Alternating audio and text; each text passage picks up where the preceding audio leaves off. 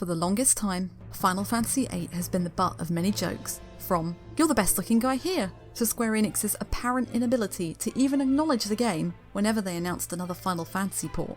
Well, no longer does Final Fantasy VIII need to live in the shadows, and this remastered release is easily the best and most accessible way to play the game to date.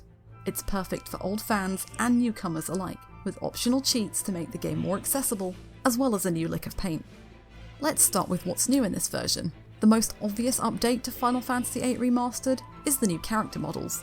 Square Enix have painstakingly recreated each of these models, and some are based on their newer designs. Squall's model, for example, is based on his Dissidia appearance. They look closer to early PS2 models, and you can see lots of new details on each character, such as the highlights in Renoa's hair or the flex in Zell's denim trousers. This visual overhaul isn't consistent, however. Those who've picked up the Final Fantasy VII and IX ports know how Square Enix handled the pre-rendered backdrops, and unfortunately the same can be said for Final Fantasy VIII. Each location looks incredibly blurry and muddy, and it's even more noticeable given how detailed the character models are. Well, most of the character models anyway. The same care hasn't been given to all the NPCs. In some areas, character models are in fact part of the backdrop, and it really shows in this remaster. As mentioned earlier, the game also comes with a handful of optional cheats. The console versions only come with 3, which are the same as what was offered in the Final Fantasy VII and IX ports. Speed up, no encounters, and battle assist. The first 2 are self-explanatory, allowing you to either speed through the game or avoid enemy encounters, which you can actually get as an in-game skill too, though it's nice to have it from the get-go. The last ensures your HP is always at max, and you always have access to your character's limit breaks. These are for people who just want to experience the story, and they can be turned on and off at any time. There are additional cheats for the Steam release, such as max skill and all items, but you don't have to use these if you don't want to. Even with these additions to Final Fantasy VIII Remastered, there's still a solid and underloved Final Fantasy game hidden underneath. Honestly, replaying Final Fantasy VIII for the 3rd time felt very unusual. I'd forgotten just how weird it was, and just how far it strayed from tradition and the rest of the series, both in its world and gameplay. Its weirdness works both in its favour and against it.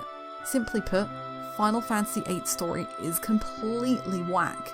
It starts off tame, with a group of students training to become mercenary soldiers known as Seeds, yet within hours, you're on the hunt for a sorceress and are thrown into a time and space-bending adventure, complete with flashbacks and character swapping, that throws all logic out the window. Even 20 years later, there's nothing else quite like Final Fantasy VIII.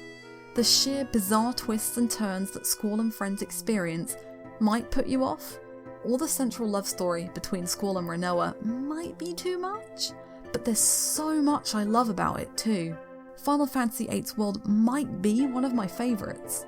From the wacky city of Esthar to the journey you make into space, it feels wholly unique both within this series and compared to other RPGs. Learning limit breaks and creating weapons all come from within the world too, with Zell learning new martial arts and Renoa teaching her dog Angelo new tricks by reading various magazines. The characters don't excite me, and the story is a lot to take in, but the world is something to behold. Although, I'd still like a more fleshed out story about Laguna, Kiros and Ward Square Enix. Things don't get any more traditional with the gameplay either. While exploring the world is the same as other Final Fantasy games, Final Fantasy VIII's combat is far from normal. Relying on the junction system, this system allows you to equip Guardian Forces, this entry's name for summons, in order to draw magic, either from enemies in battle or draw points on the field, and junction that magic to your stats to increase them. You can carry 100 of each spell, and the more of the spell you have, the bigger the stat increase. Some spells are better for certain stats.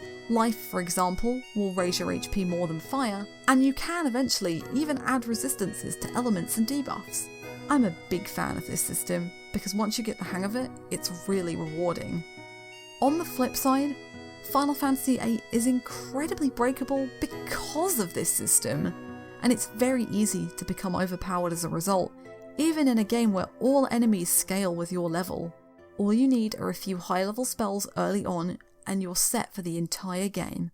Drawing magic from enemies is pretty tedious, But that fast forward function comes in handy if you can scroll through menus at a rapid pace, meaning you can stock up on magic very quickly.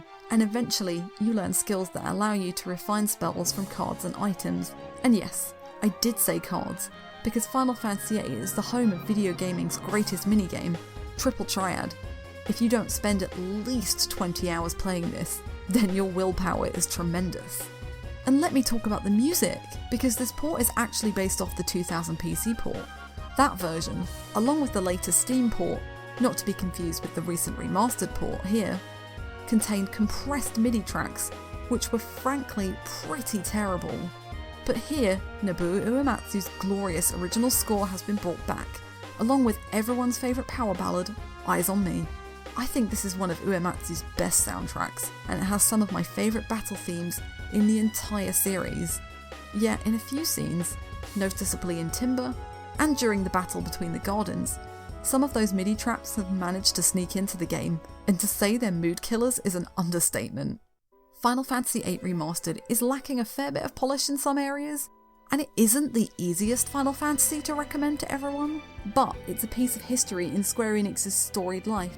This is easily the best and most accessible version of the game you can get today, and I'm so glad it's finally getting a bit more love and attention.